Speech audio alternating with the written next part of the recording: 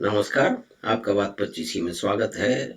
और बात 25 में आज हम बात करते हैं कि किस तरह से देखिए हमारे देश के बुद्धिजीवी हैं, वो तुलना कर रहे हैं आपस में, तुलनात्मक अध्ययन कर रहे हैं साहित्य और समोसे का। इसकी कोई आवश्यकता तो है नहीं, लेकिन हम देखिए बुद्धिजीवी हैं हमारे देश के, वो कुछ भी कर सकते हैं।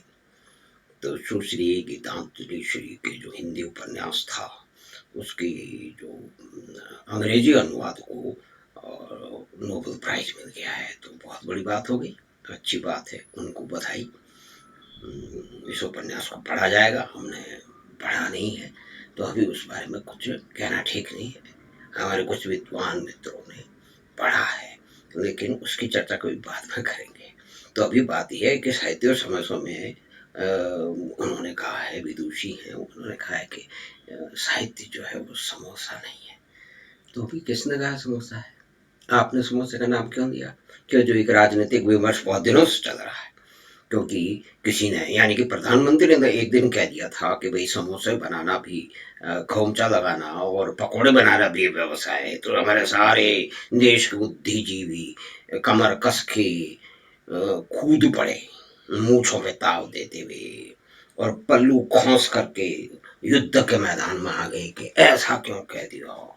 और पकोड़े, यानी कि उन्होंने झड़ी लगा दी ये बताने की कि पकोड़ा बनाना जैसे कोई अपराध है।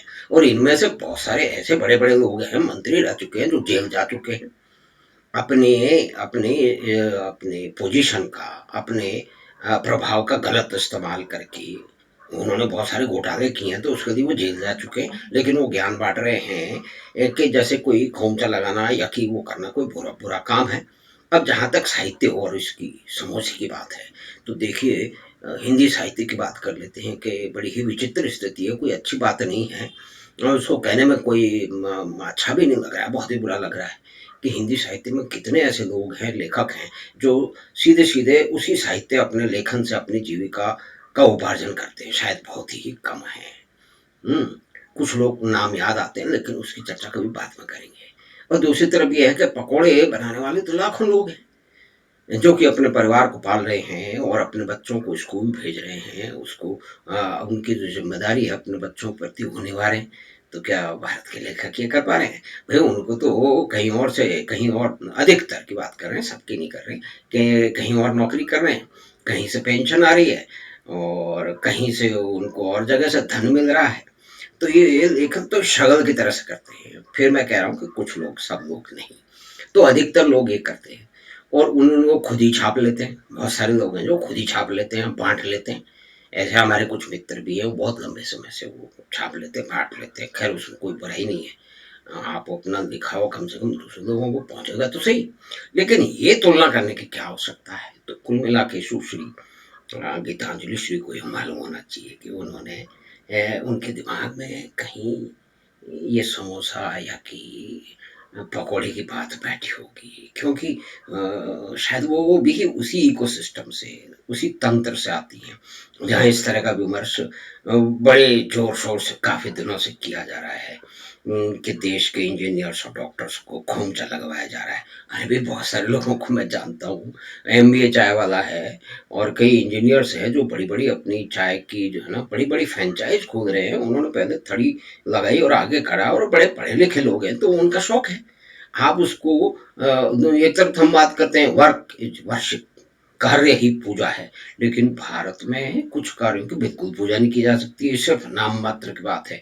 इसका तो अगर सही जो इस्तेमाल है, वर्क और वर्कशिप माना जाता है, उसकी डिग्निटी को माना जाता है, विदेशों में माना जाता है। अब भारत में क्या कारण रहे, वो कभी अलग से चर्चा करेंगे। लेकिन देखिए कुल मिला के बात यह है कि अभी मैं बताऊं कि एक इंजीनियर है जो मेरे से मिला, उसने एक वो सब्जी का ठेला लगा दिया है। वो ठेला नहीं है, वो एक ट्रॉली है बड़ी सारी, उसके ऊपर एयर कूल उसने रखा है, और वो एक बड़ी बिल्डिंग के सामने उसको बेच रहा है। ठीक ठाक काम चल रहा है और उसकी योजना है। तो वो किसके कारण लगा रहा है? उसको ये लग रहा है कि मुझे ये काम करना चाहिए और इसमें मेरी बढ़ोतरी हो सकती है, तो वो एक्सपेरिमेंट कर रहा है। वो किसी कहने से थोड़ी कर रहा है। भाई कोई भी काम आप अपने मन से करते हो, अपनी पसंद से करते हो, या कई बार मजबूरी से करते हो, तो किसी कहने से थोड़ी करते हैं। लेकिन ये हमारा विचित्र एक विमर्श है। भाई 8 साल से हालत खराब है कुछ हमारे बुद्धिजीवियों की, वो सरकारें बदलना चाहते हैं, लेकिन डेमोक्रेसी में जो है ना, जैसे श्रीमान रवीश कुमार जी तो सारे दिन कुछ न कुछ कहते ही रहते हैं मुंह लटका के। योगेंद्र यादव ने उन्होंने कहा यू इडियट्स, यानी कि उन्होंने कहा कि मूर्ख बताया वोटर्स को कि तुमने इस तरह की लोगों को क्यों वोट दे दिया। तो भाई वो तो अपने मन से देंगे ना, आपके कहने से, आपकी दाढ़ी खुजारने से और आपके गमछे को देख करके, आपके छद्म जो है ना, वो क्या कहते हैं, किसान रूप के कारण या कि इंटेलेक्चुअल रूप के कारण थोड़ी देंगे, वो अपने हिसाब से देंगे। भाई डेमोक्रेसी है, प्रजातंत्र है, समझे कि नहीं, प्रजातंत्र है। हाँ, तो श्रीमान योगेंद्र यादव वगैरह वगैरह जो उनका पूरा इकोसिस्टम है, उसको मालूम चलना चाहिए। तो अब कुल मिला के बात यह है कि खान पान का व्यवसाय सारी दुनिया में चलता है, उसमें सभी तरह के लोग काम करते हैं। ऐसा नहीं है कि सब जो कम पढ़े लिखे हैं उनको भी अपनी अपॉर्चुनिटी हो पड़ते हैं। और पिछले दिनों से जो इंटरनेट के कारण जो बहुत सारी फैसिलिटीज मिल रही हैं, सोशल मीडिया प्लेटफॉर्म्स जिस तरह से किसी भी चीज़ का विज्ञापन हो जाता है और भी बहुत सारी चीज़ें हैं, उसके कारण बहुत सारे पढ़े लिखे लोग अमेरिका से आकर के यहाँ पे चाय बेच रहे हैं। बड़ी बड़ी चेन है उनकी, 100-10 शहरों में, 10-20-50 कई 100 शहरों में उन्होंने अपनी फ्रेंचाइज बढ़ दी है। उन्होंने उसने अपने यूनिक यूएसपी उन्होंने कायम की है। तो ये जो एक भारतीय तथाकथित बुद्धिजीवी और सचमुच के बुद्धिजीवियों का जो ये शगल है कि साहित्य समोसा वगैरह वगैरह, समोसों को गाली देते रहते हैं, तो ये उनको ध्यान रखना चाहिए कि समोसे वाले अपने परिवारों को पाल रहे हैं और लाखों साहित्य वाले कम से कम हिंदी साहित्य वाले नहीं कर रहे हैं। दूसरे साहित्य की तो हमें इतनी जानकारी नहीं है, इसके बारे में मित्र ही बताते हैं जो कि लेखक लोग हैं। हमारा भी थोड़ा बहुत तो आपका भी आकलन होगा। तो हमने बातचीत की साहित्य और समोसे की, और एक नोबेल प्राइज विनर राइटर के उन्होंने क्यों लफाजी की है ये, तो उसके कारण है। देखिए एक इकोसिस्टम है, वो समोसे को नीचा बताता है। बड़े बड़े ऑक्सफोर्ड में और पता नहीं कहाँ कहाँ पढ़े हुए बड़े बड़े विद्वान लोग हैं, वो भी इन कामों को छोटा बताते हैं।